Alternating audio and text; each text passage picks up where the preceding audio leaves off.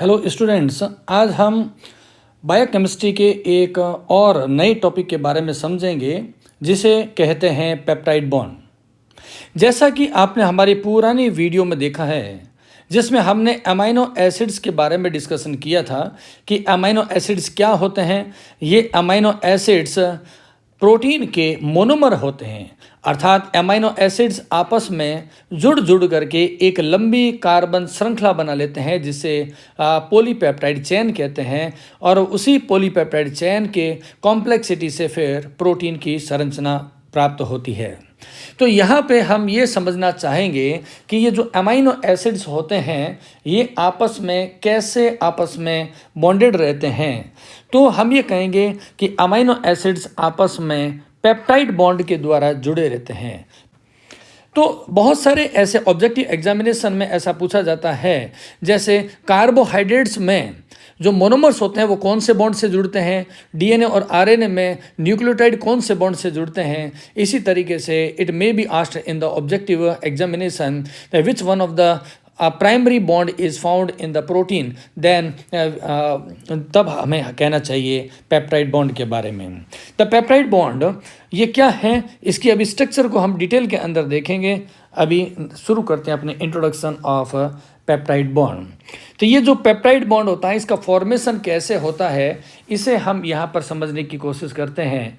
जब कभी भी दो अमीनो एसिड्स एक दूसरे के पास में आते हैं, जैसा कि हम जानते हैं कि सभी प्रकार के जो अमीनो एसिड्स होते हैं उसमें एक कार्बन अल्फा होता है जिसके साथ में एल्काइल ग्रुप अटैच्ड होता है, और उसके अलावा में इससे जुड़े रहते हैं NH2 group and other group is carboxylic acid. यह एक अमीनो एसिड है। इसके पास में जब एक दूसरा और अमीनो एसिड आता है, ऐसे मैं यहाँ पे एक और अमीनो एसिड को ड्रॉ कर देता हूँ। स्पेसिफाई करने के लिए मैंने यहाँ पे एल्काइल जो ग्रुप है उसको मैंने लिख दिया है R2, first amino acid with alkyl group R1 and other is amino acid. तो यहाँ पर क्या होगा, इस कार्बोक्सिलिक ग्रुप है जो पहला अमीनो एसिड है उसके कार्बोक्सिलिक ग्रुप का OH ग्रुप और NH2 जो एमाइन है, इन दोनों का OH और H आपस में मिल करके क्या करेंगे, एक वाटर मॉलिक्यूल को बाहर निकाल देते हैं जिसे हम बोलते हैं डिहाइड्रेशन प्रोसेस बोलते हैं। इसे हम कहते हैं डिहाइड्रेशन। एक वाटर मॉलिक्यूल है उसका रिमूवल हो जाता है। यह पेप्टाइड जो सिंथेसिस होता है इसके फॉर्मेशन को प्रेरित करने वाला एंजाइम है ट्रांसफरेज एंजाइम, जिसे हम बोल सकते हैं पेप्टिडाइल ट्रांसफरेज एंजाइम। तो यहाँ पे हमें यह भी समझना है कि पेप्टाइड बॉन्ड का फॉर्मेशन कब होता है। आपने इनिशियल क्लासेस के अंदर पढ़ा हुआ है कि डीएनए से डीएनए के सिंथेसिस को हम रेप्लिकेशन बोलते हैं, डीएनए से आरएनए के सिंथेसिस को ट्रांसक्रिप्शन बोलते हैं। ऐसे ही जब एमआरएनए पे प्रोटीन का सिंथेसिस होता है तो हम उसे ट्रांसलेशन प्रोसेस कहते हैं। और ये जो ट्रांसलेशन है किसी भी सेल के साइटोप्लाज्म के अंदर कंप्लीट होता है। सेल के साइटोप्लाज्म में जिसकी विस्तृत जो जानकारी है आप अदर वीडियो में देख पाएंगे। तो during the process of translation जो टीआरएनए मॉलिक्यूल्स होते हैं राइबोसोम के पास में एक एक अमीनो एसिड्स को लाते रहते हैं और इनको आपस में जोड़ देते हैं। जैसे टीआरएनए मॉलिक्यूल ने एक अमीनो एसिड को लेकर आए, उससे एक और second amino acid peptide bond से जुड़ जाता है तो इसे डाई पेप्टाइड कहते हैं। इससे जब तीसरा और चौथा ऐसे बहुत सारे अमीनो एसिड्स आपस में जुड़ जाते हैं तो एक लंबी चेन इस चेन को हम बोलते हैं पॉलीपेप्टाइड चेन। ये वाली जो चेन है जिसे हमने यहाँ पर बनाया है इसे बोलते हैं पॉलीपेप्टाइड चेन बोलते हैं। जैसा कि इसका नाम बता रहा है, दो निकटवर्ती जो अमीनो एसिड्स होते हैं वो आपस में पेप्टाइड बॉन्ड से जुड़े रहते हैं। तो बहुत सारे पेप्टाइड बॉन्ड इस श्रृंखला में लाइन से लाइन क्रमबद्ध रूप से जुड़े रहते हैं, इसलिए इसे पॉलीपेप्टाइड चेन कहते हैं। तो इस प्रकार से बहुत सारे अमीनो एसिड आपस में जुड़ते रहते हैं और पेप्टाइड बॉन्ड से लॉन्ग पॉलीपेप्टाइड चेन का सिंथेसिस होता रहता है। यहाँ पर अभी हमें समझने की ज़रूरत है पेप्टाइड बॉन्ड की ज्योमेट्री के बारे में कि पेप्टाइड बॉन्ड में अमीनो जो एसिड्स होते हैं ये किस तरीके से इनका कन्फर्मेशन रहता है। कन्फर्मेशन मीन्स यहाँ पर मैं अगेन इस प्रीवियस एक बार स्लाइड की बात करता हूँ। जैसे यहाँ पर मैं पहले एक पेप्टाइड बॉन्ड बनाता हूँ और फिर आप इसमें इजीली देख पाएंगे कि ये पेप्टाइड बॉन्ड के कन्फर्मेशन का मतलब हम यहाँ पे क्या कहना चाहते हैं। तो यहाँ पे हम बात कर रहे हैं इसकी। तो हमने कहा कि ये जो अमीनो एसिड है यह एक अमीनो एसिड, इसका एल्काइल ग्रुप हो गया, इसके साथ में जुड़ा हुआ है ये वाला एल्काइल ग्रुप, यहाँ पे एक हाइड्रोजन जुड़ा हुआ है और इसी तरीके से इसके साथ में जुड़ा हुआ है एक NH2 ग्रुप, यस, और यहाँ पर है आपस में बॉन्डेड है CONH पेप्टाइड बॉन्ड, ये है पर आ गया CONH एक पेप्टाइड बॉन्ड बन गया है। इसके साथ में नेक्स्ट अमीनो एसिड का कार्बन, ये अगेन सेकंड एल्काइल ग्रुप, इसके साथ अगेन जुड़ा हुआ है H और ये जुड़ा हुआ है COH। तो यहाँ पे मैंने दो अमीनो एसिड्स को जोड़े हैं। यहाँ पर आप देखेंगे ये फर्स्ट वाला अमीनो एसिड है और ये सेकंड वाला अमीनो एसिड है।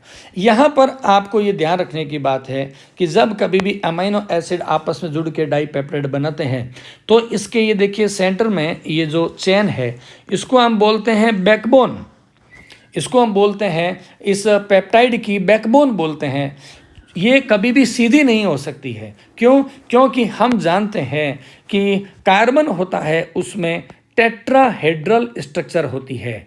कार्बन होता है उसका कन्फर्मेशन कैसा होता है? टेट्राहेड्रल होता है।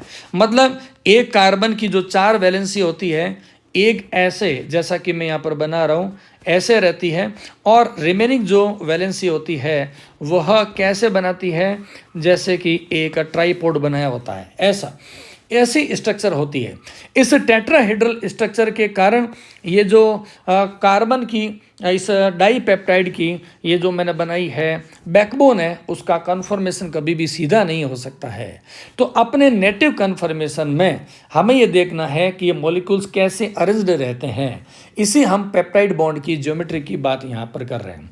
यहाँ पर आप इस फिगर में देखेंगे यहाँ पे 2 अमीनो एसिड्स आपस में जुड़े हुए हैं। यह है first carbon alpha of the first amino acid और ये वाला है carbon alpha second amino acids का। तो ये दोनों 2 अमीनो एसिड्स इस फिगर में जुड़े हुए हैं, इसलिए हम इसे क्या बोलते हैं? डाईपेप्टाइड कहते हैं। इसे हम क्या बोलते हैं? डाईपेप्टाइड बोलते हैं। जब 2 अमीनो एसिड आपस में जुड़ जाते हैं तो ये बन गया है डाईपेप्टाइड होता है। अब यहाँ पर हमें क्या समझना है?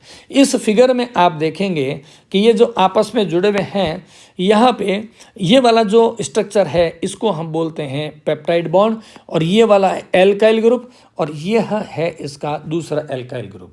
आप देखेंगे एल्काइल ग्रुप एक दूसरे की अपोजिट डायरेक्शन में, एक ही नीचे की तरफ मुड़ा हुआ है और दूसरा जो एल्काइल ग्रुप है वह ऊपर की ओर मुड़ा हुआ है।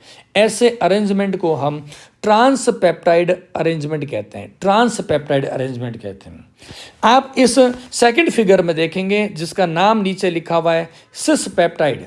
यहाँ पे 2 जो अमीनो एसिड है, ये वाला फर्स्ट अमीनो एसिड और ये वाला जो सेकंड अमीनो एसिड है, इनके जो एल्काइल ग्रुप हैं ये एक दूसरे के पास में है, एक दूसरे के पास में। इसको हम बोलते हैं सिस पेप्टाइड स्ट्रक्चर कहते हैं। सिस स्ट्रक्चर है, ऊपर वाली है ट्रांस और ये वाली है सिस स्ट्रक्चर है। तो हम ये कहते हैं कि ये जो डाईपेप्टाइड होता है ऐसी अवस्था में जो ट्रांस अरेंजमेंट होता है वो मोर स्टेबल होता है और सिस जो स्ट्रक्चर होती है वो लेस स्टेबल होती है। क्यों होती है ये आप अभी समझ पाएंगे। मैं यहाँ पर एक बार इसको क्लियर कर देता हूँ। यहाँ पे कि एग्जैक्टली किस कारण से ट्रांस अरेंजमेंट होता है वह मोर स्टेबल होता है as compare to cis structure. देखिए यहाँ पे अगर हम मान लेते हैं किसी एल्काइल ग्रुप में, ये किसी अमीनो एसिड में ये वाला जो एल्काइल ग्रुप है ये बहुत बड़े आकार के हैं, ये वाले जो एल्काइल ग्रुप है बहुत बड़े आकार के हैं, तो ये एक दूसरे से बहुत ज़्यादा पास में नहीं आ पाएंगे और ये आपस में क्या करेंगे, एक दूसरे को रिपल्सन करेंगे। यहाँ पर हम इसलिए नहीं बता रहे हैं रिपल्सन में भी कि ये दोनों एल्काइल ग्रुप है, वो दोनों अगर पॉजिटिव और पॉजिटिव चार्ज होते तो रिपल्सन हो जाता, अगर दोनों नेगेटिवली चार्ज होते जैसा एस्पार्टिक एसिड और ग्लूटामिक एसिड में होता तो भी रिपल्सन होता। और अगर ये जो एल्काइल ग्रुप है वो कैसे होते, अनचार्ज्ड होते, नॉन पोलर होते, तो भी इनमें आपस में एक सीमा से ज़्यादा पास में नहीं आ सकते हैं। जैसा आप जानते हैं कि अगर ये जो एल्काइल ग्रुप है इसका साइज़ अगर बहुत बड़ा होगा, अगर इस तरीके से ये एल्काइल ग्रुप बहुत बड़े होते तो क्या होगा, ये वाली जो डिस्टेंस है वो ज़्यादा आ जाती, और ये वाली डिस्टेंस की बात कर रहे हैं, ये डिस्टेंस क्या होती, ज़्यादा होती अगर इनका साइज़ क्या होता, बड़ा होता। इसी तरीके से अगर हम ये कहें कि ये जो एल्काइल ग्रुप है ये होते छोटे साइज़ के होते तो ज़्यादा पास में आते, तो यहाँ पे ये डिस्टेंस क्या होती, डिक्रीज हो जाती, और इससे इस प्रोटीन का जो कन्फर्मेशन है वह बदल जाता है। तो यहाँ पर हम इसी चीज़ को समझाने की कोशिश कर रहे हैं कि पेप्टाइड बॉन्ड की ज्योमेट्री को समझना क्यों ज़रूरी है, क्योंकि पेप्टाइड बॉन्ड में से जुड़े हुए जो अमीनो एसिड होते हैं उनके अगर एल्काइल ग्रुप बहुत बड़े हो तो इनमें त्रिविमीय बाधा उत्पन्न होती है, जिसको हम बोलते हैं स्टेरिक हिंड्रेंस बोलते हैं, त्रिविमीय बाधा स्टेरिक हिंड्रेंस। और अगर ये छोटे छोटे होंगे तो इसमें कम स्टेरिक हिंड्रेंस होता है। उसके अलावा सेम चार्ज के मॉलिक्यूल रिपल्सन करते हैं, चाहे वो पॉजिटिव हो और चाहे वो नेगेटिव अमीनो एसिड्स हो।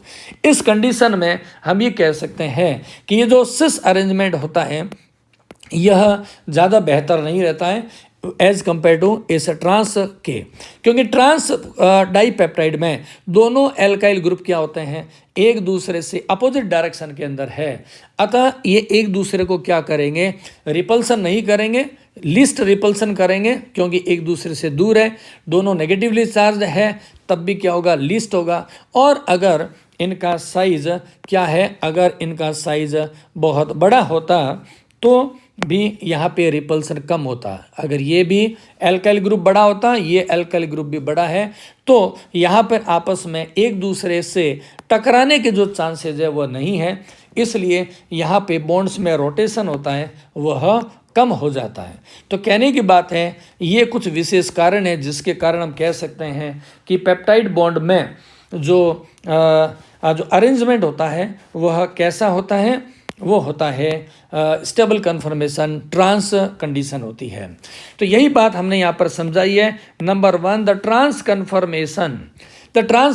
Conformation where the substituents on either side of the peptide bond are on opposite side. यहाँ पर जैसा कि मैंने आपको ट्रांस में बताया है कि ये वाली जो स्ट्रक्चर है ये दोनों कहाँ पर है, जो सब्स्टिट्यूएंट है एक दूसरे के अपोजिट साइड के अंदर होते हैं। इसी तरीके से यहाँ पर हम सिस अरेंजमेंट में मैंने आपको समझाया where the substituents are on the same side and is less common but can occur in the specific context. Mostly ये नहीं पाया जाता है, क्योंकि अभी हमने आपको बताया कि सिस कंडीशन में एल्काइल ग्रुप एक दूसरे के साथ में त्रिविमीय बाधा स्टेरिक हिंड्रेंस के कारण एक दूसरे से अधिक एक दूसरे को प्रॉब्लम क्रिएट करते हैं, त्रिविमीय यानी कि स्टेरिकल या 3 डायमेंशनल प्रॉब्लम्स क्रिएट करते हैं, जिसे स्टेरिक हिंड्रेंस बोलते हैं। And third reason that is the rigidity of peptide bond. अभी मैंने ये नहीं समझाया कि पेप्टाइड बॉन्ड है वो रिजिड क्यों होता है, आगे नेक्स्ट स्लाइड के अंदर मैं आपको समझाऊंगा कि ये पेप्टाइड बॉन्ड होता है वो रिजिड क्यों होता है और इसमें रिजिडिटी का रीज़न क्या होता है। चलिए, तो अभी हम नेक्स्ट स्लाइड में अभी थोड़ा और जनरल कैरेक्टर के बारे में पढ़ लेते हैं, सिस और ट्रांस अरेंजमेंट के बारे में। यहाँ पर हम बताना चाह रहे हैं कि cis and trans isomerism in the peptide bond ये क्या है। सिस कन्फर्मेशन, जैसा कि मैंने आपको अभी बताया है, the substituents on either side of the peptide bond are oriented on the same side. अभी मैंने आपको फिगर में बताया। सिमिलरली ट्रांस कन्फर्मेशन में अभी मैंने आपको बताया कि सब्स्टिट्यूएंट होते हैं वो अपोजिट डायरेक्शन में होते हैं। यह मोस्ट सूटेबल अरेंजमेंट होता है। एनर्जेटिक कंसिडरेशन क्या है?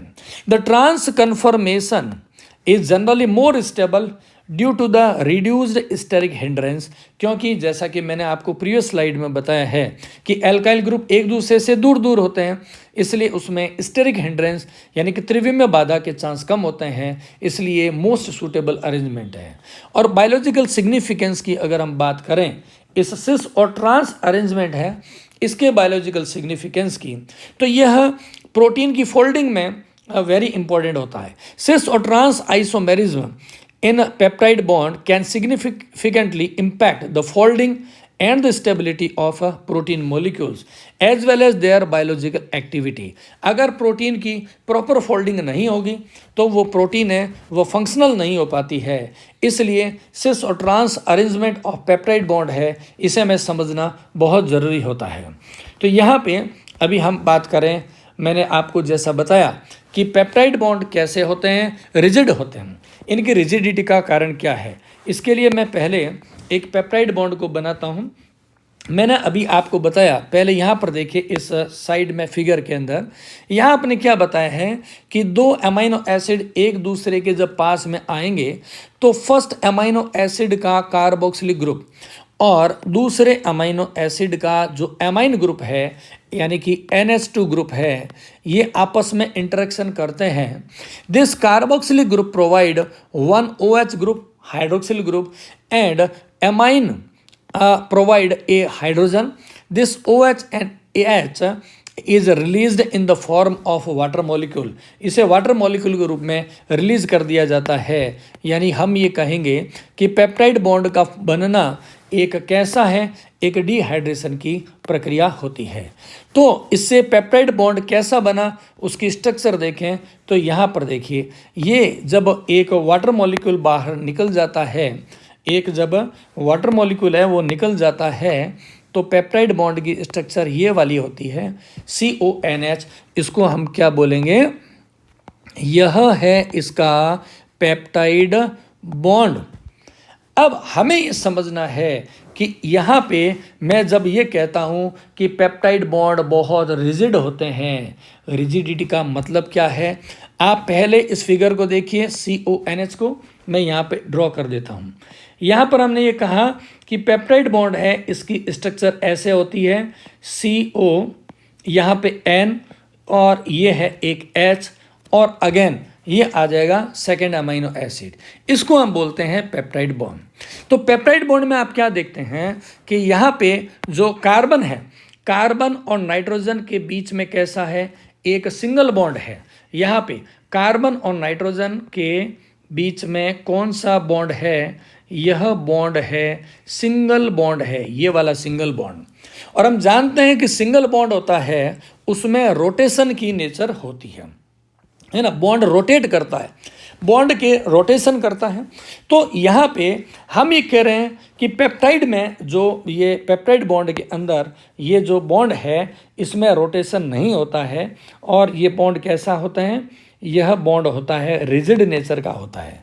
यहाँ पे रिजिडिटी का मतलब क्या है, इसके पीछे के रीज़न क्या है, उसको हम यहाँ पे समझते हैं। देखिए यहाँ पर मैं आपको एक बार और इसी बॉन्ड को बना रहा हूँ, C डबल बॉन्ड O और यहाँ पर है N और यहाँ पर हो गया हाइड्रोजन, ये हो गया पेप्टाइड बॉन्ड।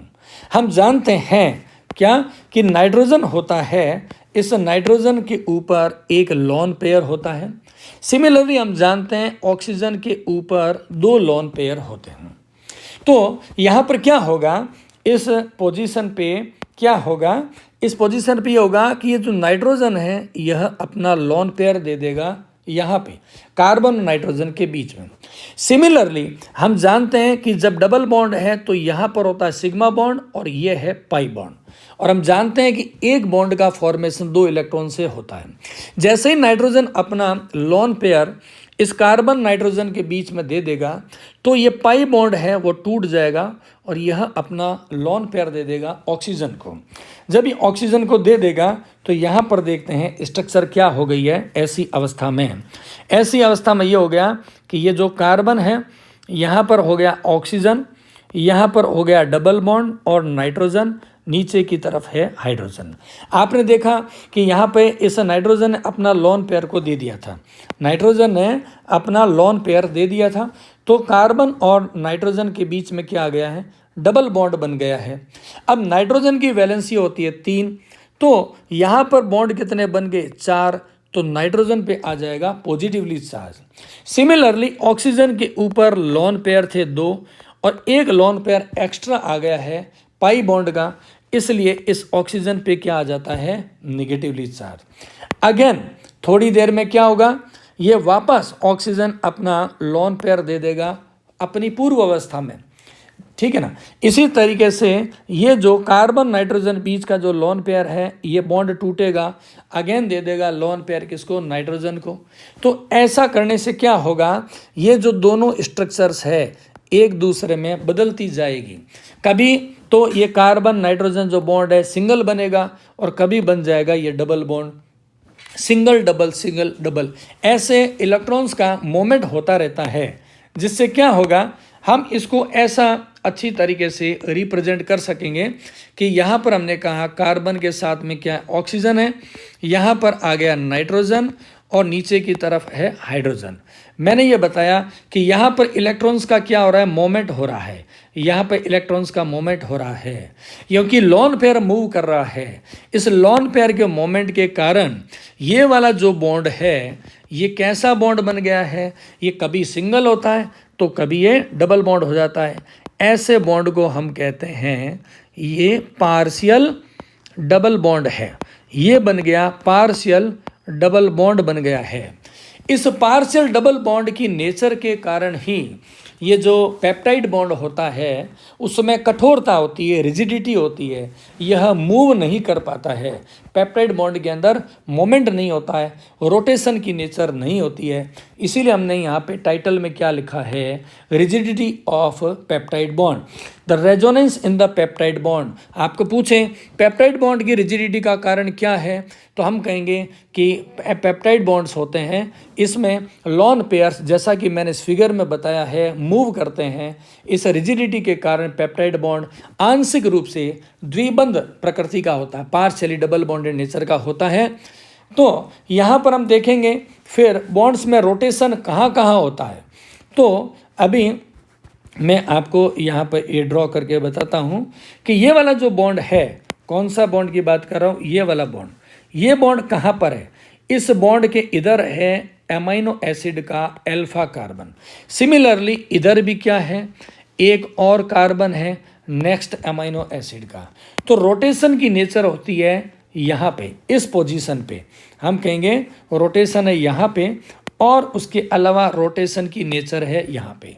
तो बॉन्ड्स में रोटेशन कहाँ कहाँ हुआ, पहला हमने कहा carbon alpha of first amino acid, ये कार्बन अल्फा है फर्स्ट अमाइनो एसिड का, और उसके अलावा कार्बोनिल ऑक्सीजन, इस ग्रुप को क्या बोलते हैं, कार्बोनिल ऑक्सीजन। इसके बीच में ये जो बॉन्ड है इसमें रोटेशन होता है, ये कितने डिग्री का रोटेशन करता है उसको हम रिप्रेजेंट करते हैं साई से, इसको बोलते हैं हम साई। सिमिलरली इधर पेप्टाइड बॉन्ड में आप देखेंगे ये है नाइट्रोजन, पेप्टाइड बॉन्ड के नाइट्रोजन और नेक्स्ट अमाइनो एसिड का अल्फा कार्बन। यहाँ पर जितने डिग्री का बॉन्ड का रोटेशन होता है उसे हम रिप्रेजेंट करते हैं फाई से। तो कहने की बात है पेप्टाइड बॉन्ड के एक और साई बॉन्ड होता है एंगल ऑफ रोटेशन, और दूसरी और phi bond of angle of rotation होता है। तो इसको मैं एक बार दोबारा यहाँ पे इसको थोड़ा क्लीन करता हूँ और बॉन्ड के रोटेशन को हम अच्छी तरीके से समझ पाएंगे कि इनमें बॉन्ड में रोटेशन की नेचर कैसे होती है। तो ये हुआ रिजिडिटी का कारण। तो यहाँ पे मैं क्या करता हूँ, इसको एक बार के लिए क्लीन करते हैं और यहाँ पे हम समझने की कोशिश करते हैं। यहाँ पे हम बात कर रहे हैं हमने बताया कि ये एक अमीनो एसिड है जिसका हो गया C, यहाँ पर एल्काइल ग्रुप है, एक हाइड्रोजन हो गया, और हाइड्रोजन क्या यहाँ बना देते हैं NH2, यह हो गया इसका हाइड्रोजन। इसके पास में ये वाला जो बॉन्ड है ये है C डबल बॉन्ड O, इसके साथ में कनेक्टेड है नाइट्रोजन एंड हाइड्रोजन। सिमिलरली यहाँ पे जुड़ा हुआ है नेक्स्ट अमीनो एसिड का alkyl and then carboxylic group, और नीचे बना दिया हाइड्रोजन। यहाँ पे मैं बता रहा हूँ कि मैंने कहा ये वाला जो बॉन्ड है, ये वाला बॉन्ड है, इसको तो हम क्या बोल रहे हैं, इसको हम कह रहे हैं ये वाला बॉन्ड है पेप्टाइड बॉन्ड। और मैंने इसे बताया कि इसमें कैसी होती है, पार्शियल डबल बॉन्डेड नेचर होती है। ये होता है पार्शियल डबल बॉन्डेड नेचर, इसलिए रोटेशन नहीं हो रहा है।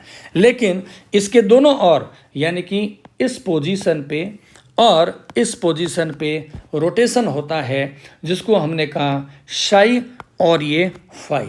ऐसे एक कंप्लीट, अगर मैं पॉलीपेप्टाइड चेन की बात करता हूँ कि ये फर्स्ट अमीनो एसिड, दूसरा, ये तीसरा, और ये चौथा, और ये पांचवा, ऐसे बहुत सारे अमीनो एसिड जब आपस में जुड़ते हैं तो यहाँ पर जो फाई और साई की जो मैं वैल्यू बता रहा था, प्रत्येक अमीनो एसिड के लेफ्ट और राइट में फाई और साई की वैल्यू को कैलकुलेट कर लेते हैं, तो इसका हम प्रोटीन के बारे में 3 डायमेंशनल स्ट्रक्चर को बना सकते हैं।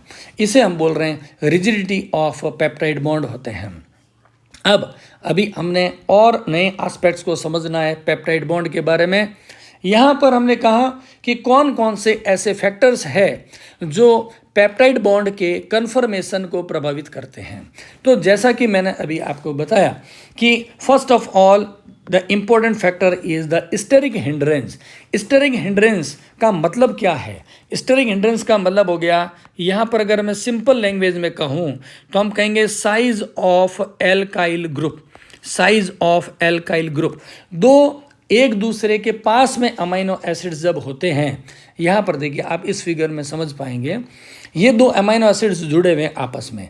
इसका ये वाला एल्काइल ग्रुप जिसको मैं कह सकता हूँ 1 नंबर, और इसके पास वाला जो अमीनो एसिड है इसका एल्काइल ग्रुप ये 2। अगर ये एल्काइल ग्रुप का साइज बहुत ज़्यादा हो, जैसे मान लेते हैं इसकी स्ट्रक्चर इतना बड़ा साइज का और ये दूसरा वाला है ये भी इतना ज़्यादा है, तो इन दोनों के बीच की डिस्टेंस क्या कम हो गई, तो ये एक दूसरे के साथ में क्या करेंगे, प्रॉब्लम क्रिएट करेंगे एडजस्टमेंट में। यानी कि हम क्या 3 डायमेंशनल प्रॉब्लम्स हो रही है, तो इसलिए हम बोलते हैं स्टेरिक हिंड्रेंस। यह एक कारण है इनके रिपल्सन का कारण। दूसरा हम कहेंगे पेप्टाइड बॉन्ड के कन्फर्मेशन को जो इम्पोर्टेंट प्रभावित करने वाला कारक है वो है electronic effect. Electronic effect means the charge of alkyl group. अगर हम मान लेते हैं कि इस फिगर में ये वाला जो फर्स्ट अमीनो एसिड है ये पॉजिटिव और ये भी पॉजिटिव चार्ज है, तो इनमें क्या होगा, रिपल्सन होगा। सिमिलरली नेगेटिव नेगेटिव, दो एडजेसेंट अमीनो एसिड के एल्काइल ग्रुप सेम चार्ज के होंगे तो रिपल्सन होगा, अपोजिट होगा तो अट्रैक्शन होगा। उससे क्या होगा, उससे यह होगा कि ये जो पेप्टाइड बॉन्ड बना हुआ है, ये पेप्टाइड बॉन्ड, ये जो बैकबोन बनी हुई है इस पेप्टाइड की, वो स्ट्रेट ना करके अपना एक नया अरेंजमेंट ले लेता है। सिमिलरली यहाँ पर एक और टर्म आप देखेंगे हाइड्रोजन बॉन्डिंग। इसकी डिटेलिंग तो हम पढ़ेंगे प्रोटीन की स्ट्रक्चर में। तो यहाँ पर यही समझाया गया है, the bulky substituent can sterically favour the trans conformation, जैसा कि मैंने आपको बताया था, while electronegative atoms can stabilise the cis form through dipole dipole interaction. यहाँ पे हर पॉइंट को आपको समझना है ऑब्जेक्टिव एग्जाम के लिहाज से। यहाँ पे ये एक टॉपिक है जिसकी अलग से एक वीडियो आएगी जिसको हम बोलेंगे रामचंद्रन प्लॉट। ये रामचंद्र प्लॉट की यहाँ पे मैं केवल आपको आउटलाइन ही बताने वाला हूँ, क्योंकि इसकी अलग से एक वीडियो और है रामचंद्रन प्लॉट के बारे में। रामचंद्रन प्लॉट क्या कहता है? सिंपल सी बात, जैसा कि अभी मैंने आपको बताया कि जब दो अमीनो एसिड्स एक दूसरे से बहुत पास में हो, मान लेते हैं मैं यहाँ पर अमीनो एसिड क्या, जैसे हम बात कर लेते हैं कि यह एक है एल्काइल ग्रुप एक अमीनो एसिड का, और उसके बाद में यहाँ पर है कार्बोनिल ऑक्सीजन और ये है एमाइन ग्रुप, और यहाँ पे सेकंड अमीनो एसिड है, यहाँ पे सेकंड अमीनो एसिड है। ऐसा हम मान लेते हैं एक डाई पेप्टाइड बना हुआ है। यह हो गया डाई पेप्टाइड। जैसा कि मैंने आपको बताया कि जब ये एल्काइल ग्रुप होते हैं, बहुत बड़े होते हैं साइज़ के अंदर, तो ये एक दूसरे को इंटरफियर करते हैं। यानी कि कोई भी जो पॉलीपेप्टाइड चेन होता है उसमें एमाइनो एसिड फ्रीली कैपेबल नहीं है कि वो कहीं भी किसी भी डायरेक्शन में मूव कर जाए, क्योंकि एक दूसरे से इंटरेक्शन करते हैं। कभी वो पॉजिटिव पॉजिटिव में रिपल्सन करेंगे, कभी नेगेटिव नेगेटिव में, कभी स्टीयरिंग हिंड्रेंस होंगे। तो कहने की बात है, एक पॉलीपेप्टाइड जो चेन होती है वो एक पर्टिकुलर त्रिविमीय स्ट्रक्चर यानी कि 3 डायमेंशनल अरेंजमेंट में ही रह सकती है, जिसको हम बोलते हैं अलाउड रीजन। यानी कि किसी वातावरण के अंदर, किसी स्पेस में उनका अरेंजमेंट क्या है। जैसा मैंने आपको बताया पेप्टाइड बॉन्ड में कि पेप्टाइड बॉन्ड होता है वो ट्रांस अरेंजमेंट होता है, मोस्ट फेवरेबल होता है। तो किसी भी पॉलीपेप्टाइड चेन के जितने भी सब्सिक्वेंट ग्रुप्स हैं, चाहे वो हाइड्रोजन हो सकता है, एल्काइल ग्रुप होता है, उसके लिए स्पेस में कुछ रीजन होते हैं वो अलाउड रहते हैं और कुछ होते हैं डिसअलाउड रीजन होते हैं due to the steric hindrance. And other reason is कि मैंने आपको बताया कि ये जो बॉन्ड्स होते हैं केवल 2 जगह से मूव कर सकते हैं, पेप्टाइड बॉन्ड के दोनों और साई बॉन्ड एंगल और the phi bond rotation angle पे। तो ये जो फाई और साई की जो वैल्यू होती है, इसको जब हम एस्टिमेशन कर लेते हैं किसी भी पॉलीपेप्टाइड चेन के लिए, तो हम उस पॉलीपेप्टाइड चेन का एक विजुअल डायग्राम बना सकते हैं। उसी को कहते हैं रामचंद्रन प्लॉट। यह अरेंजमेंट समझाया था रामचंद्रन और शशि शेखरन ने। अगेन मैं बता देता हूँ, इसकी डिटेल है वो अलग से आएगी एक नई वीडियो के अंदर। यहाँ पे आते हैं नेक्स्ट पॉइंट। अब लेबोरेटरी के अंदर आप पेप्टाइड को बना सकते हो आर्टिफिशियली। तो यहाँ पर 2 मेथड्स हैं जिसको हम बोलते हैं peptide synthesis by solid phase approach, और सेकेंड मेथड आएगा लिक्विड फेज अप्रोच। यहाँ पर हम क्या करते हैं, किसी अमाइनो एसिड को किसी सॉलिड सरफेस के साथ में, इसकी भी एक अलग से डिटेल में वीडियो आएगी पेप्टाइड सिंथेसिस के बारे में, वहाँ आप डिटेल को समझ पाएंगे। यहाँ केवल आपको इतना समझना है कि केवल 2 मेथड होते हैं पेप्टाइड बनाने के लिए, जिसे कहते हैं सॉलिड फेज अप्रोच और दूसरा है सॉल्यूशन फेज अप्रोच। इसकी डिटेल वीडियो बाद में है। यहाँ पर एक बार आपको इंट्रोडक्शन के लिए दिया गया है और इसकी कुछ डिटेल है वो यहाँ पे लिखी हुई है, जिसको आप आराम से पढ़ सकते हैं कि in the solution phase approach the peptide synthesis amino acids are coupled together in a liquid reaction medium rather than on a solid support. तो ये इसकी कुछ इन्फॉर्मेशन है, डिटेलिंग वीडियो है, अलग से इसकी बनाई हुई है। तो अब हम यहाँ देख रहे हैं कि जब पेप्टाइड बॉन्ड बनता है तो इसमें क्या चैलेंजेस आते हैं। पहला तो जैसा कि हमें आपने डिस्कशन किया कि पहला चैलेंज था स्टीरियो स्पेसिफिसिटी। जो भी अमाइनो एसिड्स होते हैं इनका आकार, सभी अमाइनो एसिड के एल्किल ग्रुप का आकार अलग अलग होता है। जैसे ग्लाइसिन होता है, ग्लाइसिन जो अमाइनो एसिड है वह एक स्मॉलेस्ट अमाइनो एसिड है, स्मॉलेस्ट है। ग्लाइसिन से बड़ा अमाइनो एसिड है एलानिन अमाइनो एसिड। और हम बात करते हैं जैसे टायरोसिन की, लार्ज साइज के ये अमाइनो एसिड्स होते हैं। तो अगर किसी चेन में लंबे लंबे बड़े साइज़ के एल्काइल ग्रुप वाले अगर अमाइनो एसिड होते हैं तो वो स्टेरिकली एक दूसरे को डिस्टर्ब करते हैं, प्रोटीन की फोल्डिंग में प्रॉब्लम्स क्रिएट करते हैं। सिमिलरली एक और अनदर फैक्टर यहाँ पर दिया जा रहा है प्रिवेंटिंग रेसिमाइजेशन। इसकी डिटेलिंग हम बताएंगे किसमें, ऑप्टिकल आइसोमेरिज्म के दौरान। यहाँ पर मैं सरल सा आपको बता दूँ, हम जानते हैं कि कुछ मॉलिक्यूल्स ऐसे होते हैं जो प्लेन ऑफ पोलराइज्ड लाइट को क्लॉकवाइज या एंटी क्लॉकवाइज रोटेट करते हैं, उन्हें हम ऑप्टिकल आइसोमर्स कहते हैं। और उसके मिक्सर को उसको बनाने की विधि को कहते हैं रेसिमाइजेशन। उसकी डिटेल अलग से आएगी। इसी प्रकार से overcoming solubility issues by the hydrophobic long chain, way amino acids जिनमें लॉन्ग चेन एलिफेटिक चेन होती है जो कि हाइड्रोफोबिक होती है, तो वो पानी में और बहुत सारे नॉन पोलर सॉल्वेंट्स में सोल्यूबल नहीं होती है, इसलिए लेबोरेटरी में इसको बनाने में कुछ चैलेंजेस आते हैं। इसी प्रकार से प्योरीफिकेशन की प्रॉब्लम आती है और न्यूली सिंथेसाइज प्रोटीन उसकी स्टेबिलिटी की प्रॉब्लम आती है। These are the important points which is considered as the challenges in the peptide synthesis. ये पेप्टाइड बॉन्ड है, इसका एप्लीकेशन क्या है, इसके बारे में हम थोड़ा सा डिस्कशन करेंगे। और बाकी आप इसमें जो लिखा हुआ है नोट्स के रूप में इसको उतार सकते हैं। पहला लिखा हुआ है protein structure and the function. The peptide bonds are fundamentally building blocks. मैंने जैसा पहले ही बता रखा है कि जब अमाइनो एसिड्स आपस में जुड़ते हैं तो विभिन्न प्रकार की डिफरेंट टाइप्स की प्रोटीन बनाती है। तो प्रोटीन सिंथेसिस में पेप्टाइड बॉन्ड वेरी इंपॉर्टेंट होते हैं। एंजाइमेटिक कैटालिस्ट की बात करें, many enzymes on the precise spatial arrangement of the peptide bond, क्योंकि हम जानते हैं हर एक एंजाइम का एक विशेष काम होता है और उस एंजाइम का जो फंक्शन है वो डिपेंड करता है उस एंजाइम के, हम कहेंगे 3D स्ट्रक्चर पे, यानी कि उस एंजाइम के कन्फर्मेशन पे डिपेंड करता है। तो पेप्टाइड बॉन्ड होते हैं किसी भी मॉलिक्यूल के कन्फर्मेशन को प्रभावित करके एंजाइम की एक्टिविटी को कंट्रोल करते हैं। And other important applications, the therapeutic peptides, synthetic peptides have emerged as a valuable therapeutic agent है।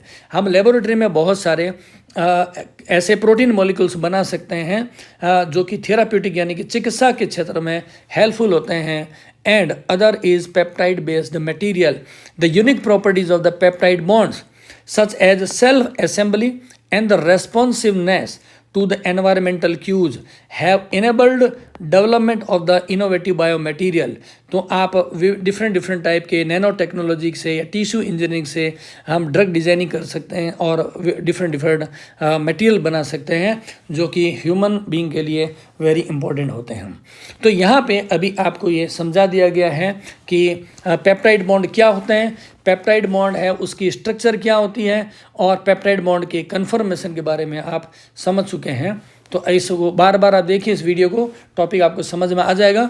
और उसके साथ ही जब आप डिस्क्रिप्शन बॉक्स में जाएंगे तो इसके मल्टीपल चॉइस क्वेश्चंस और शॉर्ट क्वेश्चंस है विद आंसर हैं, उसकी एक PDF को अटैच किया जा चुका है।